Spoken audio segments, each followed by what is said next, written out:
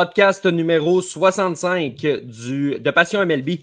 Charles-Alexis Brisebois à l'animation qui vous dit bonjour à tous en ce mercredi soir. Pour ceux qui nous écoutent à 20h en live sur Facebook, sur Twitter et sur YouTube.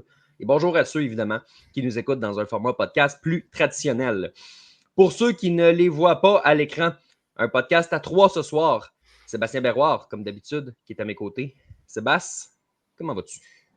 Ben, Félix est là, ça peut pas mal aller. Là. Je me serais mal vu ce soir alors que les Jays vont très bien être tout seul avec toi. Là. Une chance que Félix est là. Toujours là pour toi, Sébastien. Oui, merci. Si tu as besoin de quelqu'un pour prendre ton bar, je vais toujours être là. Merci. Fait que moi, je vais garder mon script. Je vais faire comme si tu n'avais pas spoilé notre invité pour ceux qui ne nous regardent pas. On a Félix aussi qui est là. Félix Forget à nos côtés. Félix, comment vas-tu? Dit-il en ne dérangeant pas du tout de son script initial. Ça va très bien. Moi, tant que Sébastien est là, ça va toujours bien. Puis Sinon, Charles, on peut faire le show juste à deux aussi, c'était mieux. Ça nous fait un grand plaisir. J'imagine quand tu dis juste à deux, c'est que tu m'invitais pas à sacrer Sébastien en dehors. Hein? Non. Non, ok. Non. Bel essai, Charles. Fait que dans le fond, notre dynamique hors d'écran depuis comme 5 ans sur DLC puis sur Passion MLB, tu décides de l'amener en air ce soir? Exactement, t'as tout compris. Cool. Je comprends. Fait que, écoute, tant qu'à être dans ce mood-là, allons parler des Blue Jays de Toronto, 4-5 secondes un peu. OK, Blue Jays, let's play ball. Moi, Sébastien, j'ai juste une chose à dire. On y a toujours cru. Les Blue Jays de 2025, depuis l'an passé à la date limite, on se disait, mais quelle bonne idée d'essayer de gagner en 2025. Quelle bonne équipe. Il y a de la profondeur. L'attaque va être au rendez-vous. On l'avait dit, Addison Barger, à peu près animé, va se mettre à exploser. On avait tout prédit ça. On est comme trop fort pour la Ligue, je pense. Ben, c'est ça. Dès le moment où l'état-major des Jays a dit qu'il voulait gagner en 2025, on y a cru. On s'est attaché à ça. Ben oui. C'était évident. Non, mais sérieusement, ça, on ne l'a pas vu venir. Cette séquence-là des Jays, on ne l'a pas vu venir. Là, on est rendu à 12 en 14, si je ne me trompe pas. 12 en 14, on peut même dire 13 en 16 aussi, ou tu peux le compter comme tu veux, c'est impressionnant. C'est vraiment impressionnant. Puis c'est de la façon que c'est fait aussi. C'est pas comme des clubs de bas fond. Oui, on en a battu quelques-unes un petit peu plus tôt, mais là, on le fait contre les Phillies, on le fait contre les Twins, on le fait contre les Cards. C'est pas des pieds de céleri. Puis on le fait de belle façon avec un peu tout le monde qui contribue, chacun à son moment. Donc vraiment, c'est impressionnant ce que les Jays sont en train de faire. À ce sujet-là, on a une question de Matt que je vais te poser à toi, Félix. Si les Jays sont en lutte pour les séries à la date limite, c'est quoi le plan avec Bo Bichette, le signer ou l'échanger? Pour moi, c'est ni l'un ni l'autre parce que l'échanger n'est pas une option si tu essayes de gagner cette année. Puis le signer, il n'a pas l'air de vouloir signer. Fait que, écoute, si lui, il veut signer, peut-être que c'est une chose. Mais moi, Félix, ma prédiction, c'est que les Blue Jays seront vraiment pas assez mauvais rendus au 30-31 juillet. Je ne sais pas quelle date est la date limite des transactions. Les Blue Jays ne seront pas assez mauvais pour l'échanger. Lui, il ne voudra pas nécessairement rester plus, à moins que les choses changent et à moins que le contrat de Vladdy ait changé la donne. Puis il va partir comme agent libre l'hiver prochain. Moi, je pense que peut-être que tu vois avec lui si tu vas renégocier pendant la saison. C'est pas tout le monde qui l'est. Il y a des joueurs qui veulent rien savoir de négocier pendant la saison. Aaron Judge, qui avait été un cas classique de ça il y a quelques années. Vladimir Guerrero Jr. aussi. On pensait que Vladdy était un cas de ça, mais finalement, il y aurait qu'un petit appel, un gros montant ne peut pas changer. Écoute, peut-être que Bo Bichette voit ce qui se passe à Toronto en ce moment, se dit peut-être, voit Vladdy qui a signé, voit l'équipe connaître du succès. Peut-être que soudainement, si tu lui donnes une offre qui l'intéresse, pourrait peut-être être intéressé, mais j'ai l'impression que ça va être le statu quo. Je pense que clairement, l'échanger, c'est pas une option tant et aussi longtemps que l'équipe continue à gagner des matchs comme ça. Ça reste un morceau important des succès de cette équipe-là. Donc, tu peux te permettre de l'échanger et puis de ruiner une chance inespérée d'être une équipe compétitive en 2025. Le signer, je pense que c'est juste que soit que le joueur ne voudra pas ou qu'on ne sera pas prêt à faire cet engagement-là non plus dans l'immédiat. Je pense que il y a un avantage aussi à laisser les choses aller, attendre à la fin de la saison, voir où est-ce qu'on en est aussi. Peut-être qu'après la date limite, les Blue Jays s'écroulent, puis là, soudainement, Bo Bichette, ça ne tente plus, ou l'équipe a des doutes sur le fait de le signer à long terme. je pense que tu laisses les choses aller, à moins qu'ils soient intéressés à signer un contrat intéressant d'ici la date limite, puis tu dis, OK, gars, on aide notre noyau, on continue avec ça, puis tu vois les jeunes qui commencent à émerger, Addison Barger, qui est tellement bon ces temps-ci. Peut-être que tu dis, gars, je crois en ce noyau-là, je vais garder Bo Bichette, mais j'ai l'impression que si on me demande de mouiller, là, je dirais 95, si c'est pas plus % de chance que Bo Bichette n'ait pas de contrat, mais ne soit pas échangé le 1er août, tant et aussi longtemps que les Blue Jays continuent à gagner comme ça. Puis, est-ce que c'est vraiment l'avantage de Bichette de signer en cours de saison? Je ne suis pas sûr dans les circonstances actuelles. Une saison catastrophique l'an passé, un début de saison correct. C'est pas, ça va quand même bien, mais ce n'est pas le Beau Bichette qu'on a déjà vu. Donc, en ce moment, je ne pense pas que Beau Bichette aurait vraiment la valeur que probablement lui pense qu'il a, puis peut-être qu'il est sa réelle valeur. C'est juste que ça va prendre un certain temps avant de revoir le Beau Bichette qu'on a déjà vu, si tel est le cas. Donc, je ne vois pas vraiment de façon ou d'avenue possible pour que Bichette soit sous contrat d'ici la fin de la saison. Puis une transaction non plus, là, je ne vois pas ça dans les cartons, surtout que là, les Jays se rapprochent de la tête de la division, sont dans les séries éliminatoires en ce moment. Donc, il n'y a aucune raison de l'échanger présentement. Puis tu parlais aussi de le signer, c'est pas à son avantage. Tu sais, c'est une chose de signer quand tu es à 1 an d'autonomie, mais à 3-4 mois d'autonomie, peut-être que lui va vouloir aller voir sa valeur sur le marché aussi. Là, tu sais, c'est tentant pour un joueur, surtout s'il connaît une bonne fin de saison. Les Jays se ramassent en série, il y a un petit peu de spotlight sur lui dans ces moments-là. Des bonnes séries, ça peut te monter une valeur de contrat assez rapidement. Fait que peut-être que lui a tout avantage d'attendre, surtout qu'il est vraiment près de l'autonomie en ce moment. Ah, des bonnes séries comme il a toujours connu par le passé. Comme personne chez les Jays ont connu dans les Ouais. dernières années. Là. Combien de victoires depuis... on exclut 2016. Fait que depuis 2017, combien de victoires en série les Blue Jays depuis 2017? On peut demander à John Schneider, il va nous répondre assez rapidement. Hein? Oui, c'est Bon. ça. Oui, parce qu'il est quand même responsable de quelques-unes de ces défaites-là. Là. Non. Ah, écoute, les Twins ont gagné des matchs de série contre les Blue Jays. Je pensais pas que les Twins pouvaient gagner des matchs de série, mais ils ont été capables de le faire. Fait. Ils peuvent gagner quand ils n'affrontent pas les Yankees. Ouais, c'est ça. C'était juste les Yankees, leur bête noire, finalement. Ouais, c'est ça le problème, c'est qu'ils s'affrontent juste tout le temps. Fait qu'on savait pas si la tendance c'était les séries ou les Yankees. On a compris que c'était les Yankees. Tantôt, on a glissé un mot sur Vlad Guerrero Jr. Quand est-ce qu'on en parle, Sébastien, de sa saison? Écoute, pas catastrophique, mais pas extraordinaire non plus. Là. Non, il doit frapper autour de 275. C'est vraiment pas mauvais, mais dans les standards de Vladimir Guerrero, c'est pas ce à quoi on s'attend. Puis c'est pas ce à quoi on s'attend, surtout avec le contrat qu'il vient de signer. Par contre, on le sait, souvent c'est le cas avec Vladimir. On l'a vu l'an dernier, ça prend du temps avant que la machine se mette en marche. Puis là, bien, c'est un peu tout le monde qui est en train de se mettre en marche chez les Jays. Fait que ça risque de créer un effet d'entraînement pour Vladimir aussi. Puis s'il faut qu'il se mette à frapper comme il le fait en deuxième moitié, avec ce qu'on est en train d'établir présentement, mais là, les Jays pourraient devenir très dangereux. Puis si on a l'objectif de gagner en 2025, comme on nous le répète depuis plusieurs mois, on risque d'ajouter des pièces à la date limite des transactions. Je ne sais pas comment on va payer parce qu'on n'est pas très bien nanti dans notre système de filiale, ni présentement, on ne peut pas vraiment se départir d'un joueur qui évolue dans les majeurs. Mais si on est dans la course, on continue d'être dans la course puis de se battre pour la tête de la division, il va falloir bouger parce que les autres équipes aussi vont bouger.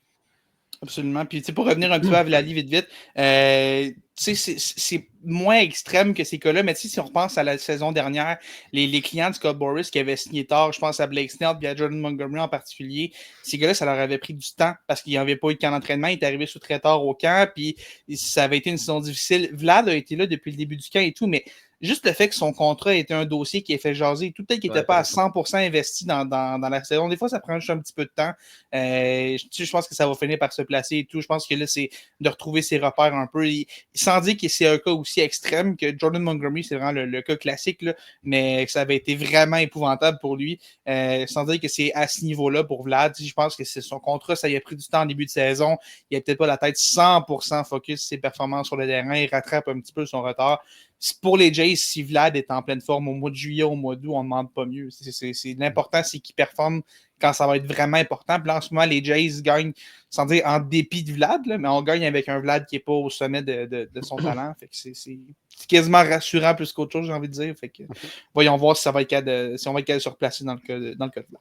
Mais c'est un bon point que tu amènes parce que Je pense à Carlos Correa. Écoute, je pense que c'est le deuxième contrat qu'il a signé au Minnesota, probablement là, l'année où est-ce qu'il a fait le tour des majeurs avant de revenir, mais probablement c'est la fois qu'il avait signé le plus tard.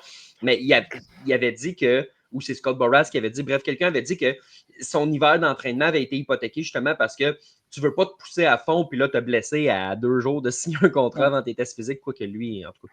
Mais bref, fait que ça fait en sorte que son hiver d'entraînement avait été bizarre. Peut-être que Vladdy a eu un peu la même mentalité en se disant Exact. il y a des chances que je signe un gros contrat, je veux pas manquer le test physique.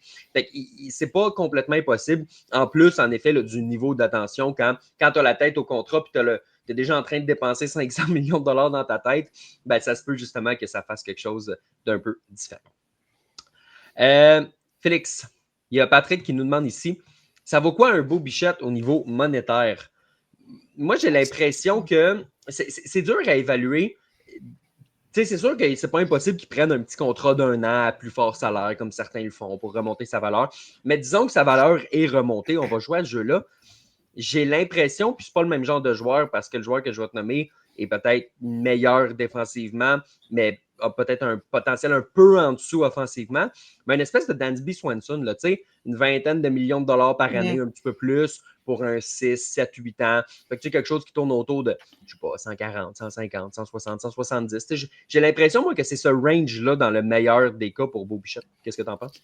Je pense qu'il y a 2 ans, ça aurait été un contrat qui aurait eu du sens. Tu sais, sa dernière saison a été tellement épouvantable, puis cette année, c'est... Mais les prix ont monté depuis 2 ans. Exact. Il y a ça aussi. Fait que peut-être que ça va ressembler à ça autour du 20. Je pense que il y a un monde dans lequel on est plus dans du 17-18 que vraiment 20. Peut-être qu'on ne passera pas la barre du 20 par année, mais quelque chose dans ce coin-là. Là, ce que je me demande, c'est est-ce que les Jays iraient vraiment pour du 5, 6, 7 ans avec lui? Peut-être qu'on irait plus à court terme, quoique là, tu cours le risque qu'il y ait voir sur le marché si quelqu'un ne va pas y offrir ce contrat-là pour 5, 6 ans aussi. Je pense pas que les Jays iraient à beaucoup plus que 4 ou 5 ans. Dans le cas de Bichette, en tout cas, je serais surpris. Puis peut-être qu'ils vont le faire, peut-être qu'on va dire, gars, on a déjà signé Vlad pour tellement longtemps, de toute façon, aussi bien all-in sur ce noyau-là et tout. Puis de toute façon, on a des jeunes qui poussent. Fait que, on a quelques gars qui nous coûteront pas trop cher pour quelques années, la majorité de ce contrat-là. Je pense à Addison Barger, évidemment, qui est un nom qui fait beaucoup jaser depuis un petit moment à Toronto.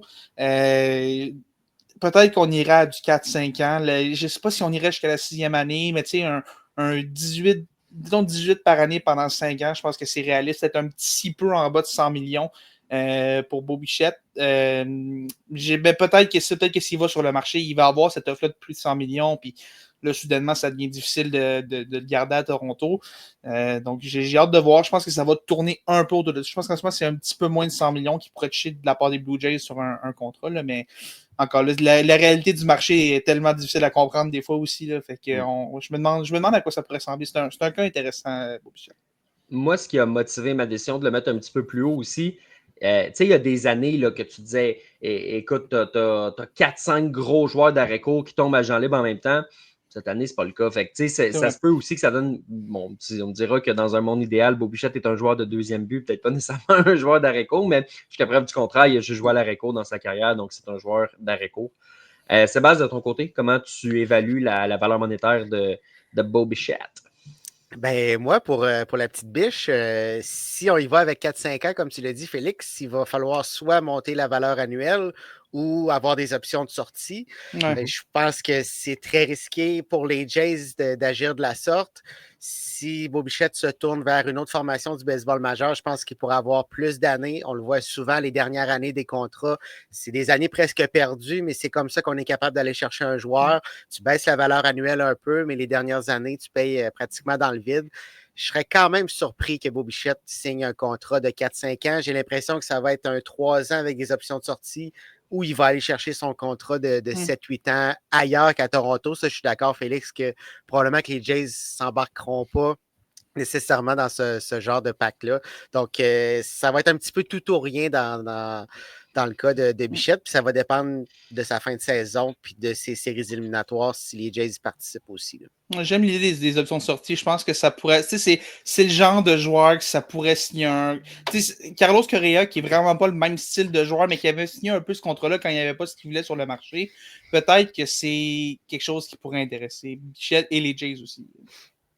Je me demande jusqu'à quel point, messieurs, Arjun Nimala, qui est le gros espoir des Blue Jays, sa fin de saison va changer la donne. En ce moment, il est en train de tout casser à Vancouver dans le A-Fort. Je ne suis pas en train de dire que demain matin, ça va être la récours des Blue Jays, vraiment pas.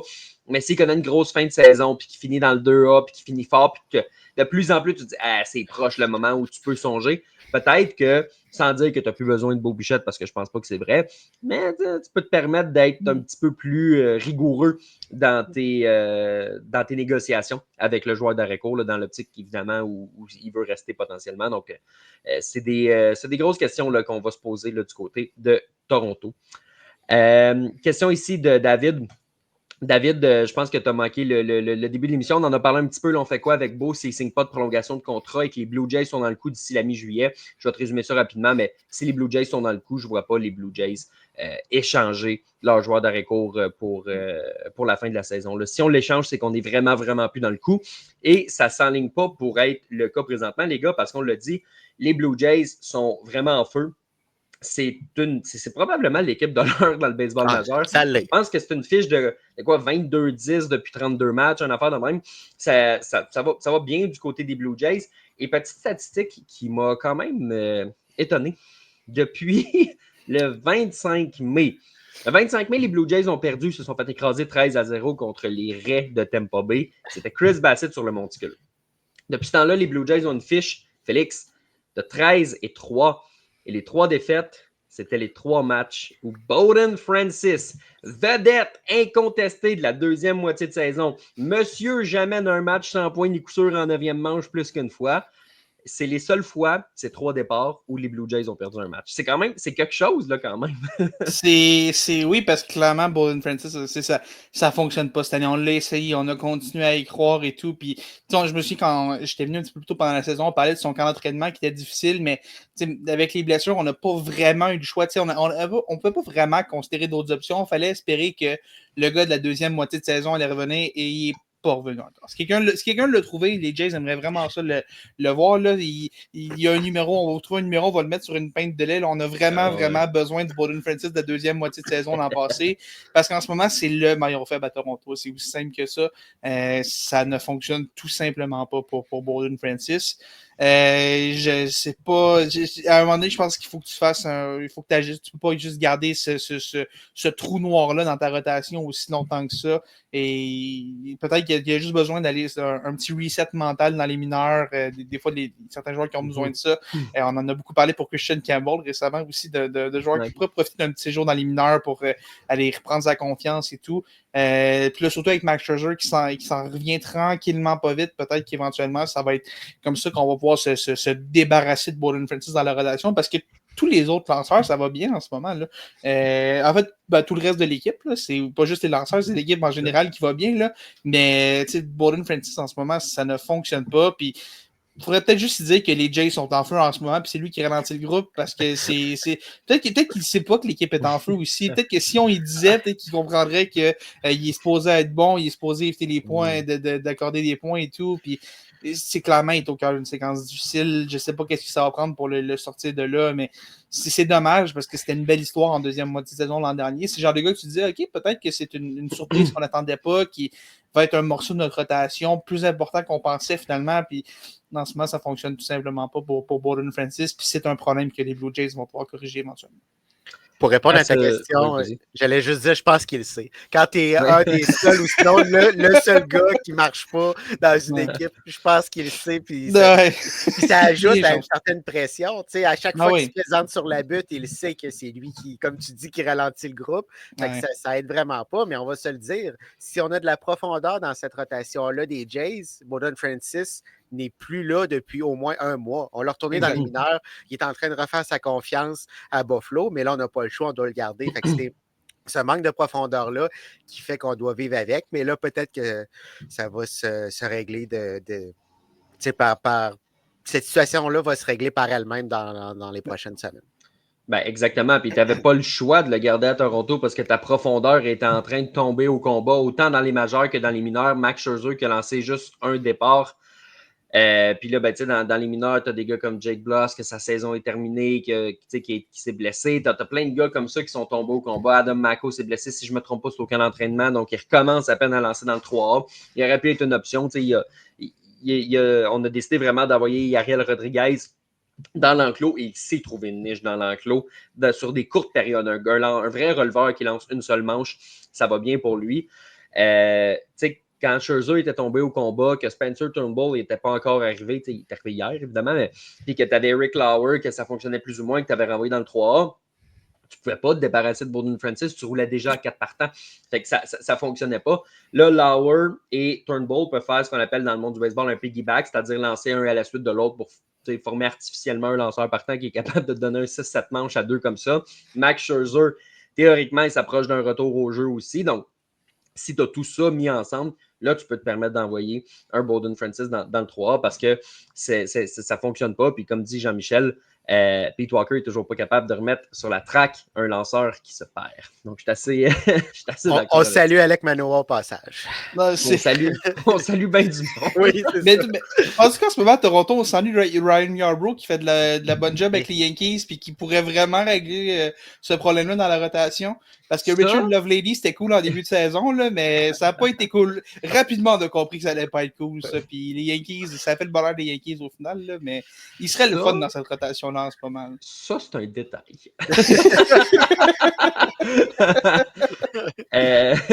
David qui nous mentionne aussi, parlant de Bowden Francis, les Blue Jays ne pourront pas continuer longtemps à 3 lanceurs partants. Ça, c'est un bon point. Tu vois, juste présentement, on est mercredi soir, on vient de terminer une série contre les Cards. On a une journée de congé.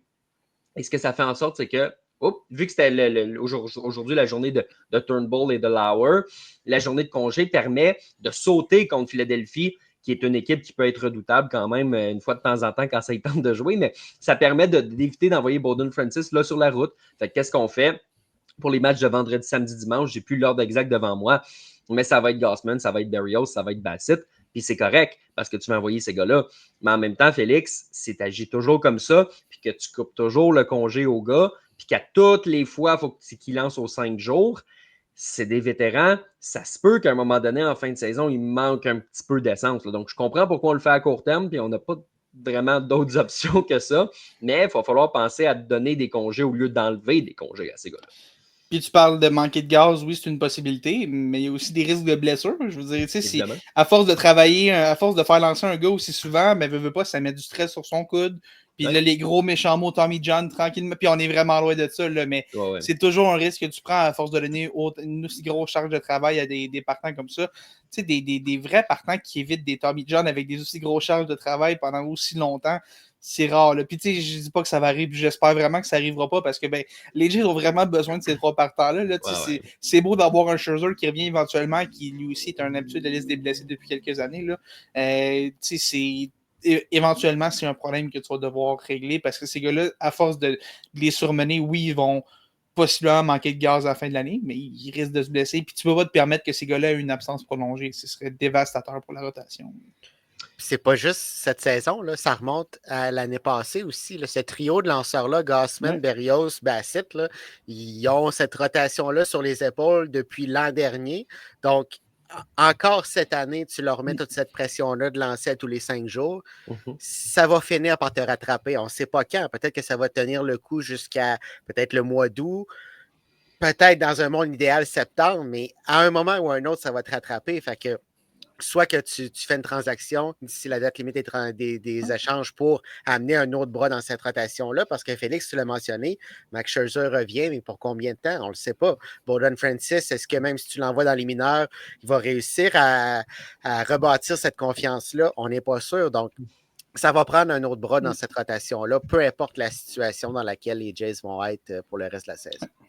Mais on chiale contre John Schneider, là. C'est ça qu'il a fait en 2023 avec Berrios en l'enlevant après 2 manches et 2 tiers. Il l'a reposé. C'est juste qu'il ne pouvait pas le faire durant une course aux séries. Il l'a fait en série. Il l'a reposé pour l'hiver qui allait suivre. Ben écoute, à un moment donné, lui, il s'est fait dire t'as X manches à faire lancer ce gars-là. Il était sur le point de la côté. Il a fait ben, c'est terminé. De toute façon, si on l'enlève, on va perdre. Merci, bonsoir. Il n'y aura pas des Un parties gars, a pendant le le droit, un gars a le droit de profiter de son hiver, Sébastien. Un gars, a le droit de oui, profiter de ses profiter de son vacances, là. T'aimerais-tu ça, moi, qu'avant que je te donne des vacances, que je te pète la gueule? Non, tu veux arriver en vacances en santé? Hey, c'est tout à fait logique ce que vous dites. Là. Ben Moi, oui, j'ai rien ben à oui. dire. Là. C'est Je ça. te parle en logique John Je peux pas me Schneider. donner une promotion, là, tellement je suis logique en ce Oui. moment. Non, mais là, les Jays, ça va bien. Là. Faut Ouais. faire Ben oui, parler ben oui. positivement. Oui. Là.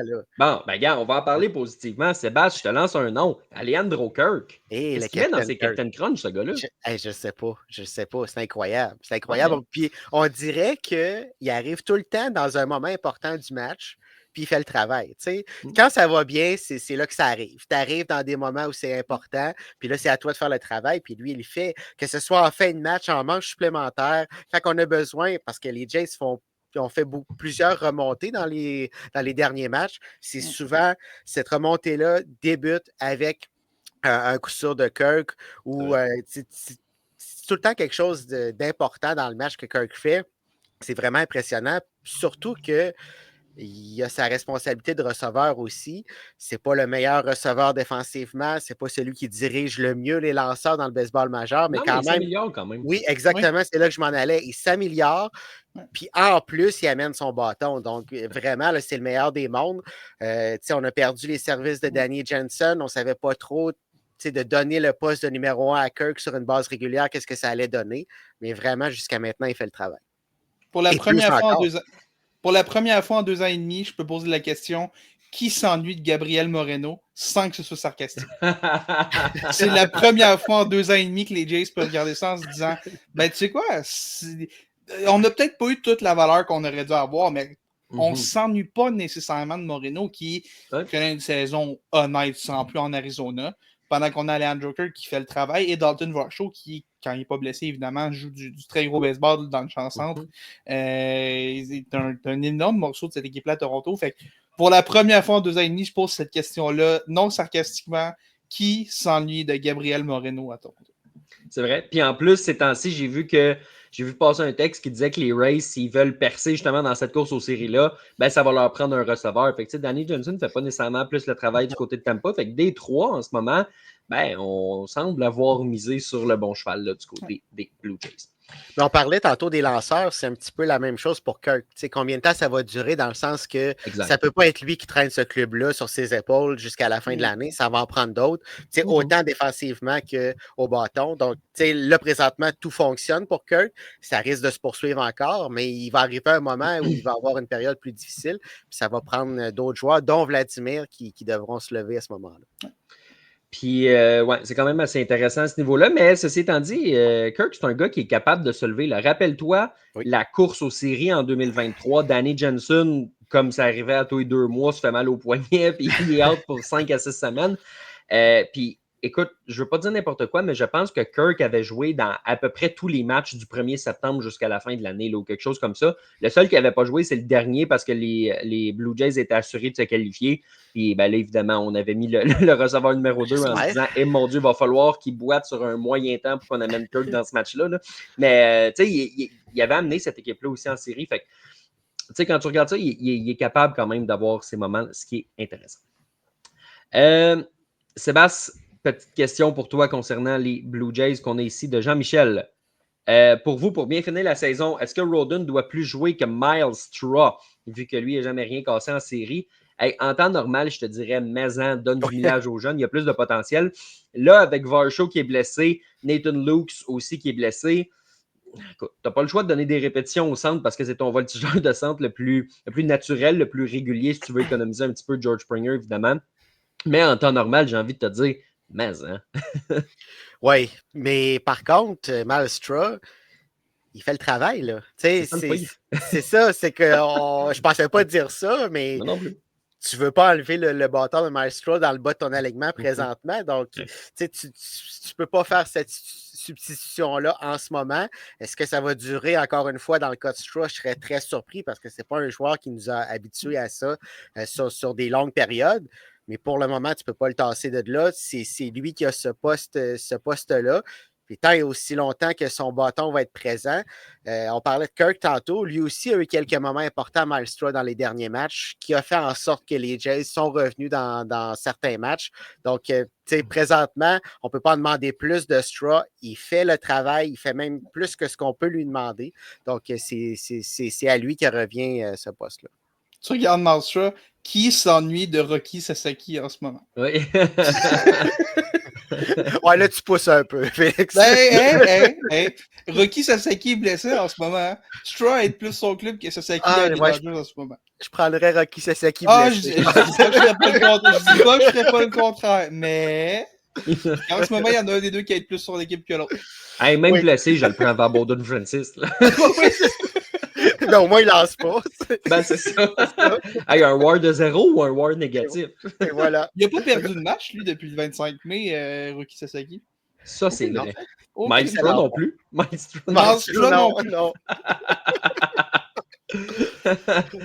Hey, sur ce moment fort, je pense que ça met fin au bloc des Blue Jays de Toronto. Sébastien, allons-y avec ce qui se passe ailleurs dans le baseball majeur.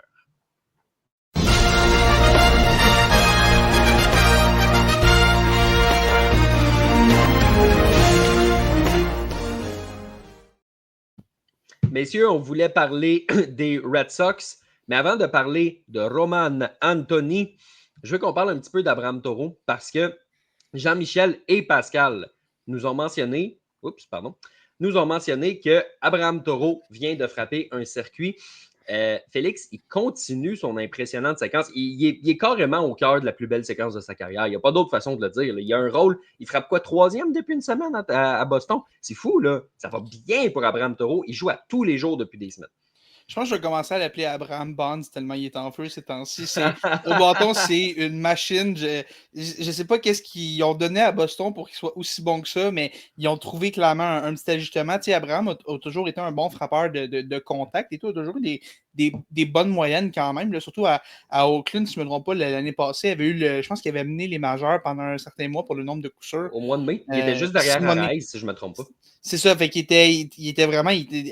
ça a toujours été un gars qui était capable de mettre la balle en jeu. Puis là, de plus en plus, il commence à se trouver un rôle, un peu de puissance aussi à Boston. Puis pour une équipe qui a perdu Tristan Casas, qui d'ailleurs qui n'était pas excellent au bâton, non.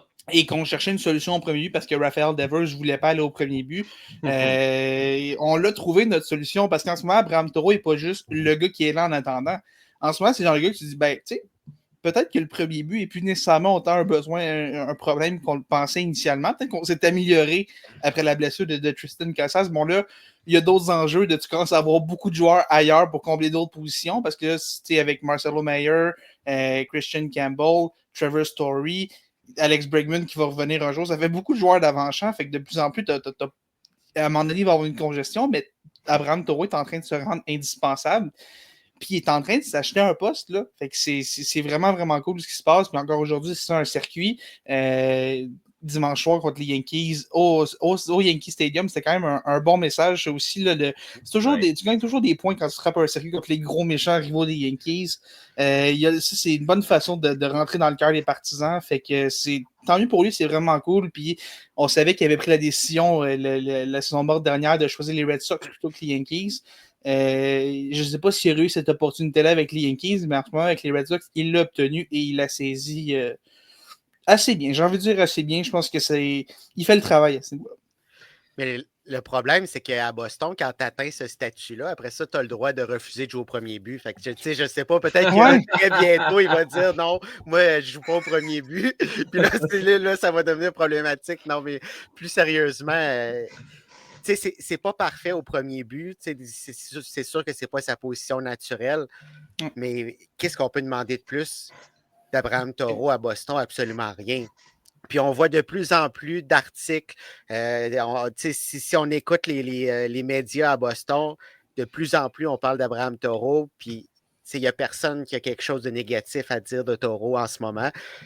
C'est sûr que ça ne se poursuivra probablement pas pour toute la saison.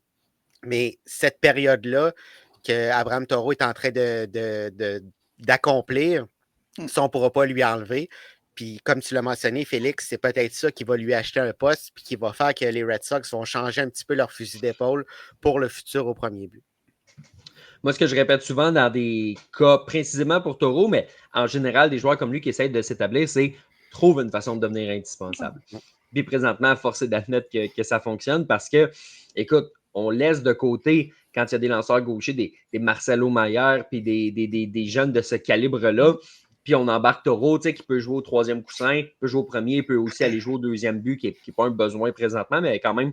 Fait que non, c'est assez intéressant pour lui de voir que même si le hype ou l'attention médiatique est du côté du fameux Big Three des Red Sox, ben malgré tout, il arrive à faire sa place à ce niveau-là. Les gars, parlons-en justement du Big Three. Les prières des gens de Boston ont été entendues. Ça a repris une blessure, un peu comme pour Marcelo Mayer, Wheeler Abreu qui prend le chemin de la liste des blessés. On rappelle donc l'espoir numéro 1, Félix, du baseball majeur au grand complet. Écoute, on ne veut pas mettre de pression sur un jeune. On ne veut jamais faire ça. Mais à Boston, en ce moment, c'est mon Dieu, le sauveur est arrivé. Ah, c'est presque ça. Puis c'est drôle parce que le sauveur avait comme 3 visages, puis ils sont tous arrivés progressivement. Puis Roman Anthony, qui était vu comme le meilleur des 3, était le dernier arrivé. Ce qui a été critiqué d'ailleurs un petit peu. Mais bref, l'important, c'est qu'il est arrivé. Et là, c'est Wheeler Abreu. Mais là, la question qu'il faut se poser aussi, c'est quand Wheeler Abreu va revenir, comment on va gérer tout ce monde-là à Boston? Parce qu'il y a de la congestion à l'avant-champ. Mais il y en a aussi à l'extérieur, parce que là, on a Jarren Duran dans la gauche. On a Cedric Rafaela au champ centre. Et là, on a Roman Anthony dans la droite. Normalement, c'est Wheeler Abreu qui est là. Rob Refsnyder, qui habituellement est là contre les gauchers, c'est un des meilleurs frappeurs des majeurs contre les lanceurs gauchers. Ça commence à faire beaucoup de monde à Boston en ce moment. Puis là, tu arrives à un stade où tu te demandes est-ce qu'un gars comme Christian Campbell pourrait retourner en bas? Tu sais, Marcelo Mayer qui ne joue pas tout le temps, est-ce qu'on pourrait le renvoyer en bas? Mais en même temps, tu as finalement monté tes 3 espoirs. Est-ce que tu vas vraiment les redescendre en bas? Je ne penserais pas. Puis à un moment donné, il va falloir trouver du temps de jeu pour tout le monde. Je ne sais pas s'il y a une équipe en ce moment qui a plus de profondeur au niveau de joueurs de position que les Red Sox. C'est drôle parce qu'on a passé l'année à parler comme quoi il n'y avait pas de profondeur au premier but. C'est vraiment drôle de voir comment ça a changé rapidement. Mais quand Bregman va revenir, Wheeler Abreu, on parle d'une courte absence. Là, ça va être une dizaine de jours tout au plus. Là, devrait revenir assez rapidement. J'ai hâte de voir comment on va gérer le temps de jeu de tout ce monde-là. Mais Roman Anthony qui bon, le premier match, une petite bourde défensive, une balle qui... Ouais. En tout cas, ça arrive au meilleur. Mais c'est ça qui arrive quand tu portes le numéro 48. Là, avec le 19, c'est un homme nouveau. Ben oui, on va blâmer la nervosité et tout. Puis le match d'après frappe un gros double, produit son premier point et tout. Fait il a pas trop tardé à faire oublier ça. Un espoir extrêmement prometteur, Roman Anthony. Et c'est vraiment cool d'enfin le voir dans les majeurs. Tout comme Jack Aglianon, qui a été rappelé très peu de temps avant aussi. Ces gros espoirs-là qu'on savait tout près des majeurs, ils sont pas mal tous arrivés. Fait que c'est cool, on peut les voir maintenant. Puis on peut en faire regarder de quel bois ils chauffent. Puis il y en a qui vont avoir besoin de retourner en bas, mais je pense qu'à Boston, il faut que tu donnes du temps à ces 3 jeunes-là. Il faut que tu regardes ce qu'ils vont être capables de t'amener ensemble. Puis ça va donner aussi un boost au moral de l'équipe. On se bat pour être autour de 500 en ce moment à Boston, mais si tu amènes ces jeunes-là sans avoir un message fort comme quoi tu crois en ce noyau-là puis tu peux leur donner une opportunité à ces jeunes-là de briller, fait que ça montre que tu n'as pas abandonné la saison ou quoi que ce soit. Là. Fait qu'on verra ce que ça va donner pour les Red Sox, mais je suis très content de voir Anthony dans les majeurs en ce moment. À un certain point, Sébastien, il va falloir essayer ces gars-là aussi contre des frappeurs gauchers. Meilleur puis Anthony qui sont toujours assis, c'est peut-être pas toujours la meilleure des nouvelles. À un moment donné, il va falloir que tu les testes. Je comprends, comme Félix l'a dit, que tu as Refsnyder qui est capable qui est très très bon contre les gauchers. Mais si tu es supposé être une vedette, un joueur de banc, c'est une chose, une vedette comme eux ont le potentiel de devenir, c'en est une autre. Et d'ailleurs, Sébastien, à ce sujet-là, il y a Jean-Michel qui nous mentionne 2 circuits de Marcelo Mayer ce soir. En voilà un qui veut garder sa job. Là. Parce que, justement, comme Félix l'a dit, il y a congestion à Boston. Tu ne veux pas être celui qui retourne en bas. Tu ne veux pas être celui qui fait en sorte que son temps de jeu est écopé. Fait que Sébastien, si Marcelo Mayer continue, écoute, 2 circuits à tous les soirs, c'est sûr, c'est une chose, mais s'il continue de frapper avec régularité et être l'espoir qu'il doit être, écoute, que ce soit au 3e but, que ce soit à l'arrêt-court, que ce soit au 2e but, que ce soit... Non, pas DH quand même, on a Raphaël. Mais que ce soit peu importe la position, on va t'en trouver une place, mon homme, on veut que tu joues. T'sais. Si tu produis, tu vas être là. Mais oui, exactement. Mais c'est difficile de frapper justement 2 circuits si tu joues un match sur 3, un match sur Ben 4. oui, Si ben tu oui. alternes, si tu frappes pas contre les gauchers. La fois que tu arrives contre le gaucher, c'est encore plus difficile. Tu sais, Ben ça oui. fait 2 semaines que tu n'en as pas affronté un. Mhm. Donc, vraiment, il faut que ces joueurs-là jouent de façon régulière. C'est vraiment injuste la pression qui est sur ces jeunes-là, mais c'est comme ça. Que voulez-vous? On est à Boston, on a besoin de sauveurs. Ces gars-là ont de la pression, ils doivent vivre avec, mais ils doivent être utilisés. Puis on parlait de profondeur puis de surplus. Est-ce que ça va amener une transaction? Est-ce qu'Abreu, justement, pourrait être transigé pour aller chercher un lanceur? On a besoin de renforts dans la rotation partante. Alex Cora l'a dit, il est quand même déçu de la performance de ses lanceurs, avec raison. Donc, on va avoir besoin d'un bras, au moins d'un bras dans cette rotation-là. Est-ce qu'un de tous ces joueurs-là pourrait servir d'appât? S'il y en a un, j'ai l'impression que ça va être Abreu. S'il y a la valeur pour aller chercher un lanceur, on doit le faire parce qu'on ne pourra pas satisfaire tous ces joueurs-là. Si on amène ce trio de jeunes, il faut qu'ils jouent. Sinon, il faut les laisser dans les mineurs, continuer à dominer parce que ça sert pratiquement à rien de les amener puis qu'il n'y ait pas beaucoup de temps de jeu. Fait qu'on va avoir des décisions importantes à prendre à Boston. Un joueur, Félix, qui va être à surveiller par la force des choses, c'est Trevor Story aussi. Il y a Richard qui dit qu'il faudrait pour Boston qu'il réussisse à passer Story. Deux choses. Un, oui. Deux, ça n'arrivera pas avec le contre-cas et les performances qu'ils ont mis sur le tableau. Mais ce qui pourrait arriver, Richard, par exemple, c'est que s'il continue de ne pas performer, ben là, à un moment donné, c'est bien cute, là, ton contrat, puis tu as été blessé, c'est correct, mais il va falloir que tu produises. Puis sinon, s'il ne produit pas, ben là, ça va pas pire ces temps-ci. Mais s'il continue de ne pas produire comme il ne le fait pas depuis 4 ans, puis qu'Alex Bregman revient, ben c'est bien plate pour lui. Mais Marcelo Maillard, il est très capable de jouer à l'arrêt-court aussi, puis ça peut être juste ça aussi. Fait qu'à un moment donné, il va falloir qu'il pense, pense à son poste, puis qu'il se mette à produire, parce qu'on ne le mettra pas à l'arrêt-court juste pour ses beaux yeux, Félix. Il va falloir qu'il mérite son temps. Oui, effectivement. Puis ça va un petit peu mieux récemment, mais ça reste tellement difficile pour Story depuis qu'il est arrivé à Boston et tout. Puis, tu sais, si Bregman revient, peut-être que tu t'envoies Story comme un joueur de banc. Est-ce qu'il veut être un joueur de banc? Est-ce que ça va devenir un problème, une distraction? Ça, je sais pas. Puis sinon, peut-être que les 3 grosses méchantes lettres de DFA vont commencer à se faire entendre.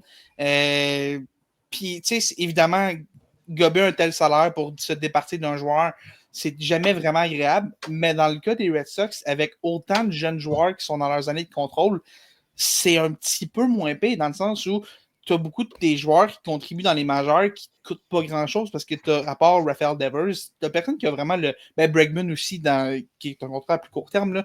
Mais sinon, tu as personne qui est vraiment sur un énorme contrat là-bas qui te prend une tonne d'argent chez les joueurs de position, du moins, parce qu'il y a aussi Garrett Crochet dans la rotation.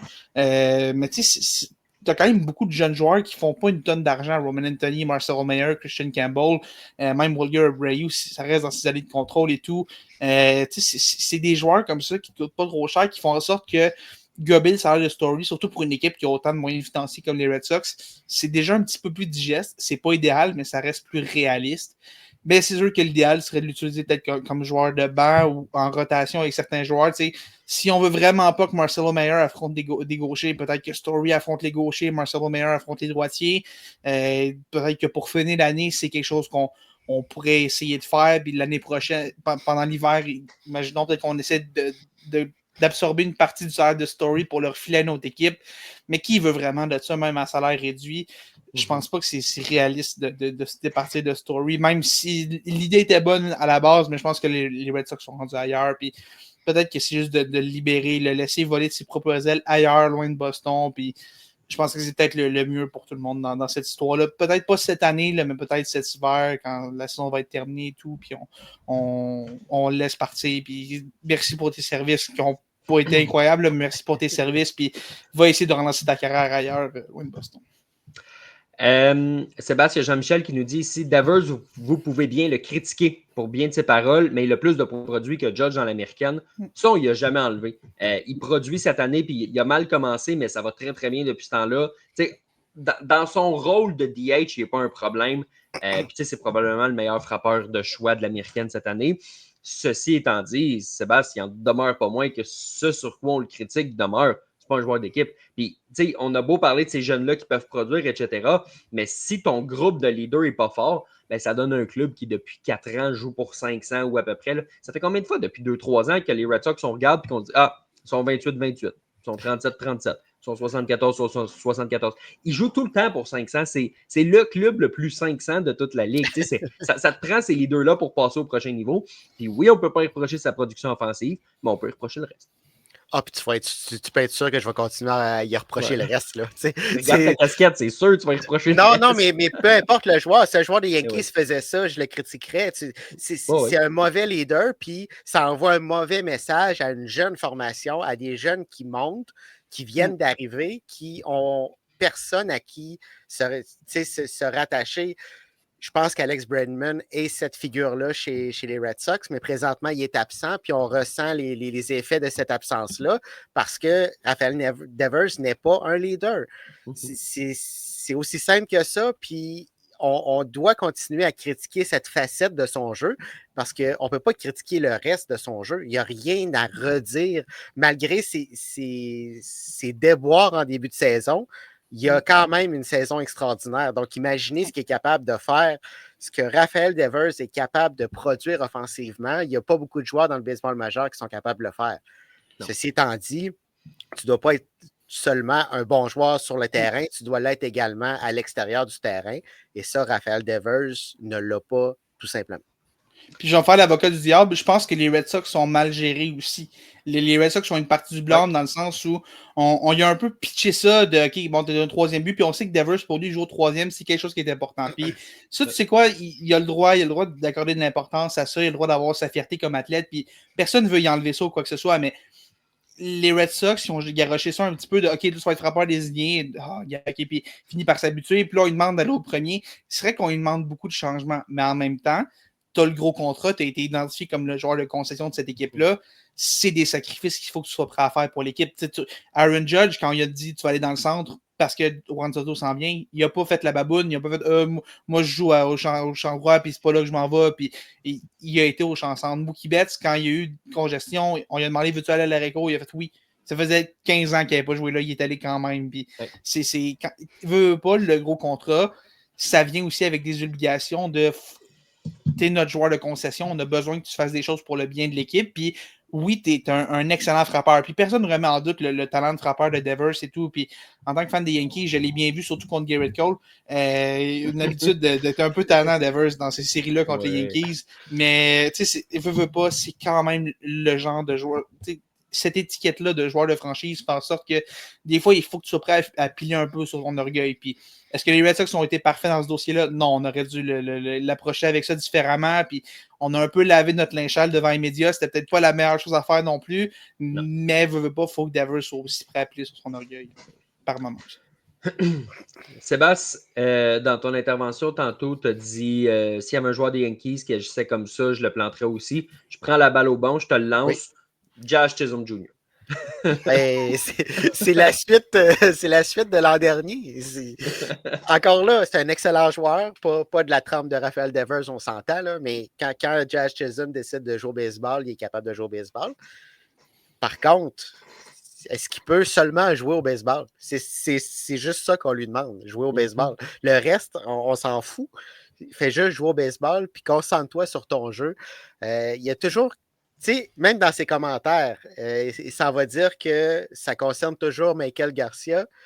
Ça concerne toujours Josh Chisholm Jr. aussi. Là. Je comprends que Garcia est toujours impliqué, mais Chisholm aussi. Donc, je pense que les deux ont leur part de tort. Oui, c'était une situation que Chisholm pouvait interpréter d'une façon ou d'une autre, le tag au troisième coussin. Mais à un moment, tu dois te concentrer sur ton jeu puis faire fi de ces événements-là, de ces à-côtés-là qui surviennent. Tu sais, Félix, tu as mentionné Aaron Judge. Est-ce que quelqu'un a déjà vu Aaron Judge faire ce genre de déclaration-là? Ça n'arrive pas. Donc, tu sais, peu importe, on parlait tantôt de la façon dont les Red Sox ont géré le dossier, peu importe les circonstances autour d'une situation, tu dois rester professionnel puis te concentrer sur ton jeu, ce que Jazz Chisholm ne semble pas pouvoir réaliser. Puis j'ai l'impression que même Aaron Judge, même le capitaine des Yankees n'est pas capable de canaliser cette énergie-là de Josh Chisholm. Je pensais qu'en arrivant à New York, il allait avoir un petit changement. Pour le moment, on ne le voit pas. Pour le moment, ça n'a pas de répercussions non plus sur les performances des Yankees.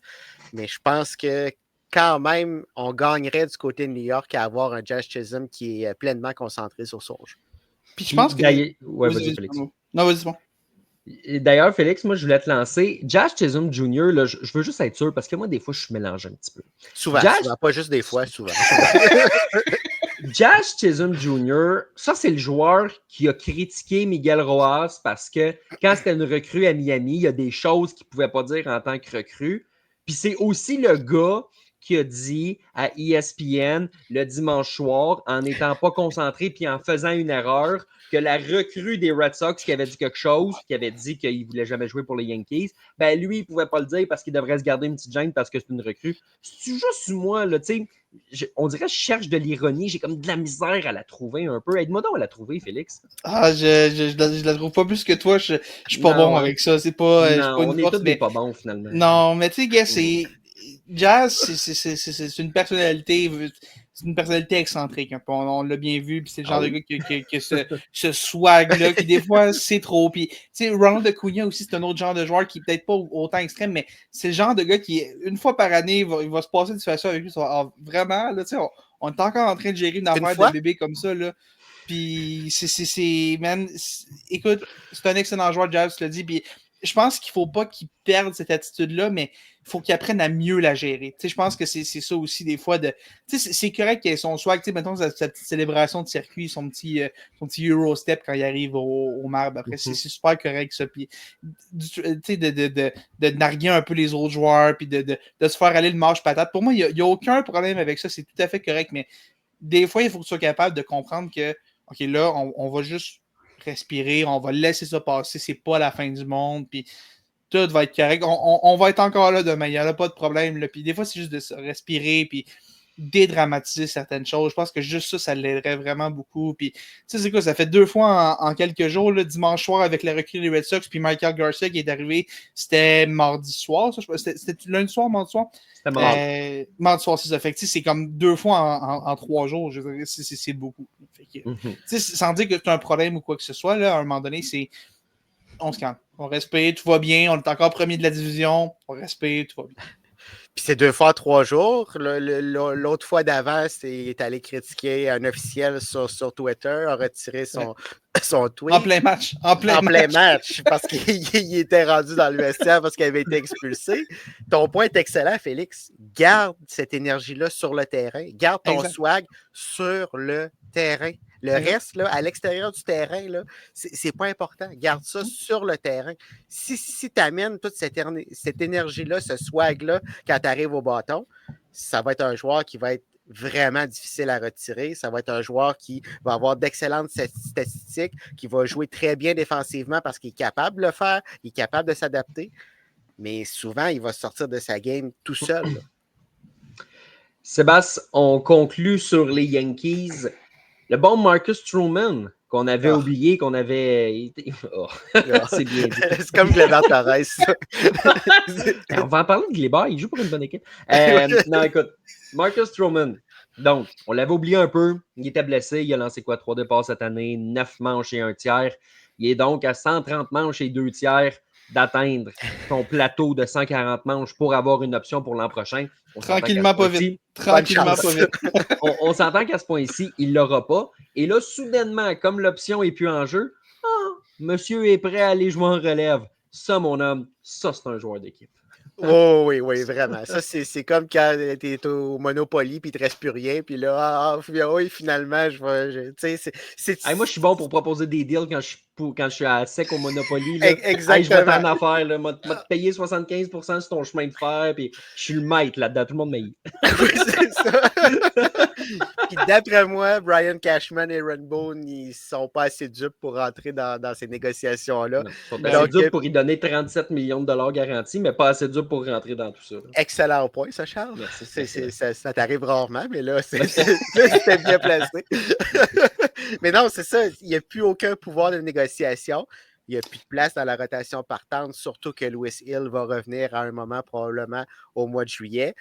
Donc, il n'y a plus de cartes dans les mains. Sa seule porte de sortie, c'est d'aller jouer dans l'enclos de relève pour peut-être essayer de monter sa valeur parce qu'on le sait que les Yankees veulent se départir de ce contrat-là. Donc, je ne pense pas qu'il va nécessairement terminer l'année dans l'enclos de relève des Yankees.